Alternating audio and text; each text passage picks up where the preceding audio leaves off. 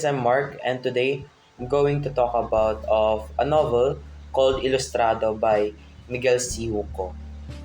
This novel really relates the Philippines in today's generation. So Miguel C. Huco, he was the one who won the Man Asia Literary Prize in 2008.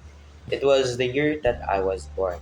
To introduce you in his novel, um, it tells about the story of Crispin Salvador, who was a writer or a famous Filipino writer who mysteriously died. His unfinished book is said to reveal the truth of the corruption in the Philippines. Yeah. The protagonist, also named Miguel Sihuco, is a young writer and Salvador's student. He travels back to Manila to uncover the truth about Salvador's death and to piece together his mentor's legacy. The novel talks about leaders who abuses their power and hide the truth, which is still happening right now in the Philippines. Young Filipinos see corruption in government and feel its effect in daily life, especially the poor. Now, I've asked myself a question. Bakit mawawala yung evidence ng corruption in the Philippines if it is the solution for success? Hmm.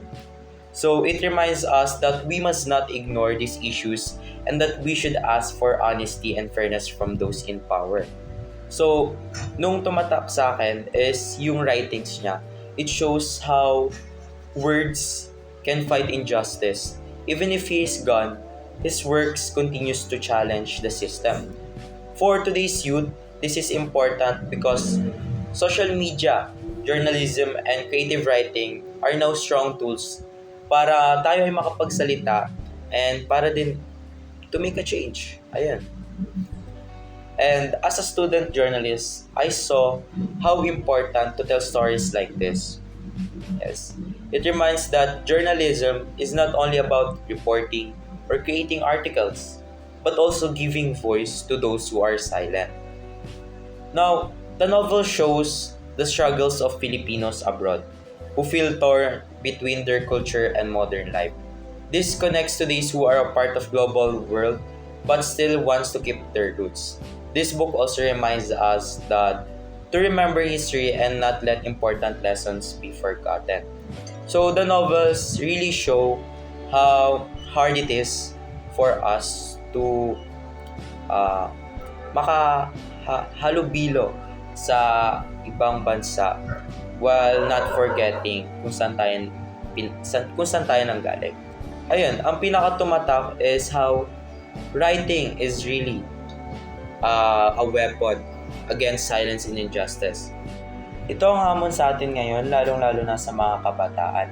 Gamitin natin ang mga boses at ating mga panulat upang ipaglaban ang katotohanan.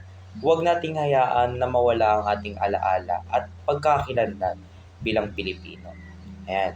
And now to ask you a question, handa na ba tayo kumilos at magsalita upang hindi maulit ang mga ganitong uri ng kapabayaan sa Pilipinas? Kung oo, pwede ka na maging journal niyan. And that is all for my book review about the novel Ilustrado by Miguel C. Huco.